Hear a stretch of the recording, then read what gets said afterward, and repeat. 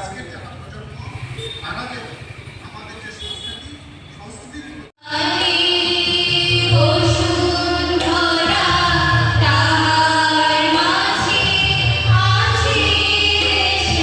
মানুষের তৈরি করতে হবে। আমার ধর্ম সংস্কৃতির প্রতি আমার অনুরাগ এবং আকর্ষণ থাকতে হবে। তবে আমি পরবর্তী সময় এই অনুষ্ঠানে যোগদান করে মানুষকে প্রভাবিত, প্রসারিত বা সমৃদ্ধ করতে পারবো আমার সংস্কৃতি এবং ধর্মকে। আমাদের আগে একটা সময় ছিল বিভিন্নভাবে ধর্মীয় আলোচনা, ধর্মীয় অনুষ্ঠান, বাজার হাটে নাটক, যাত্রা গান পালা সারা কি হতো, এগুলি হারিয়ে গেছে। এগুলির মাধ্যমে কিন্তু আমাদের মত বিনিময় হতো, আমাদের মধ্যে সাংস্কৃতিক প্রক্রিয়া বিনিময় হতো এবং আমরা অনেক কিছু জানতে হতাম। আমাদের সমস্যার সমাধান কিন্তু গ্রামীণভাবে সেভাবে করা যেত, গ্রামীণ এলাকায়।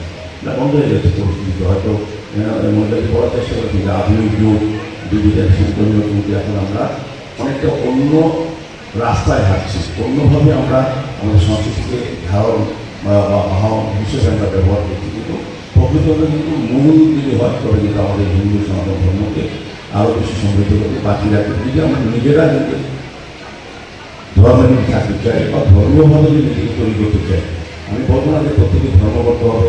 ধর্ম মানে কি বলবো আমি সামাজিক, পারিবারিক এবং রাষ্ট্রের প্রতি দায়িত্ব নিয়ে কর্ম করা। ধর্ম একটা শৃঙ্খলা, ধর্ম একটা আমি বলবো যে একটা নির্দিষ্ট সীমার মধ্যে আমাদের মনকে তৈরি করে আমাদের বৃহত্তর কাজে নিজেকে প্রসারিত করতে পারি। নিজেকে তৈরি করে দেখা হচ্ছে সংস্কৃতি উন্নয়ন করা এবং সনাতন ধর্মকে যত বেশি আমরা আকর্ষণ বা আকৃষ্ট করবো কিংবা আরোহণ করবো ততই আমরা নিজেকে তৈরি করতে পারবো।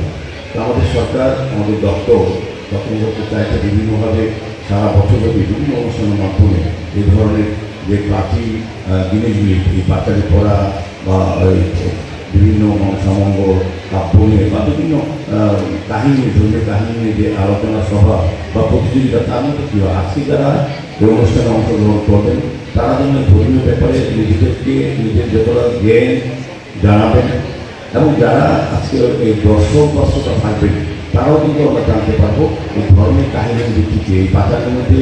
এবং উনি বলছেন সত্যনারায়ণের কী কারণে পাচারি করা হবে, বিভিন্ন দেবদেবীর যে পাচারি তার ওই কাহিনীগুলি থাকে, তার বিশেষ গুণগুলি যে আমরা জানতে পারি বা যদি আমরা এটা গ্রহণ করতে পারি আমাদের জীবনকে আরও সুন্দর, সুস্থ, ভালো বানাতে পারবো।